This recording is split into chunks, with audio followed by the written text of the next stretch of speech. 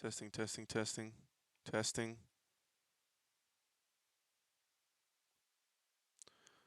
Hello, class. My name is Isa Martinez, and this is my course project. So, my program keeps track of team stats in a baseball game and outputs a scoreboard of the game based off user input. So, what better way to demonstrate it than to actually run the code? So, as you can see, when we run it, we're given five options. Sorry, out, hit, walk, home run, and hit by pitch. So, for the sake of brevity, we're gonna move on to the um, eighth inning. But as you can see, inputting a 1 allows you to increment the outs and move through the innings. So we're going to go to the bottom of the 8th.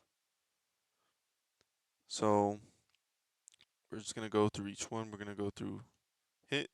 There was no runs scored, we're going to say. And there's one on base.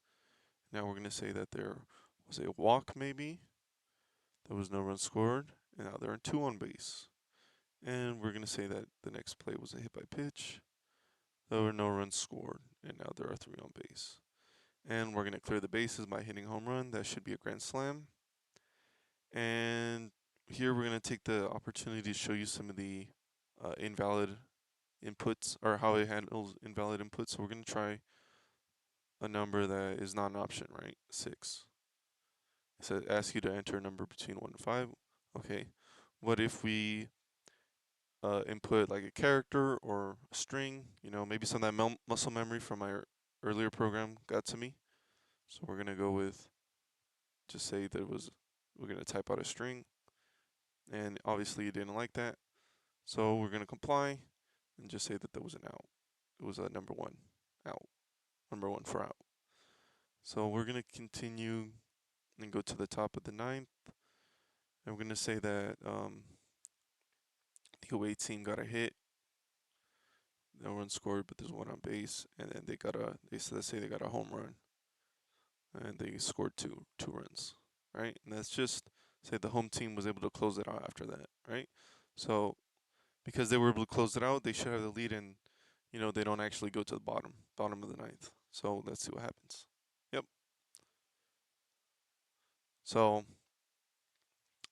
2 hits for each team, 4 runs scored in the eighth for the home team, and 2 runs scored in the ninth for the away team. And as you can see, that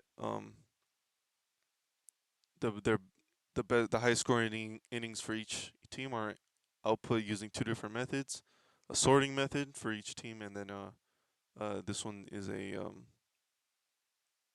linear search. So sorting method and searching method. And if we look, this should have updated in our txt file, and as you can see, it has. Looks the same, reflects the same as what's on here. So that part is working properly. So I guess I'll also take the chance to show you some of the additional functionality, right? So let's say the game goes into extras, right?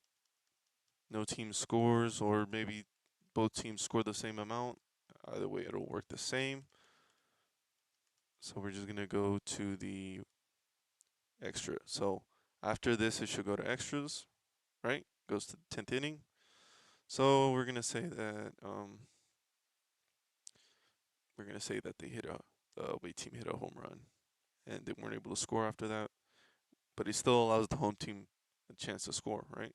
So the home team is going to get a chance, and let's say that they got someone on base.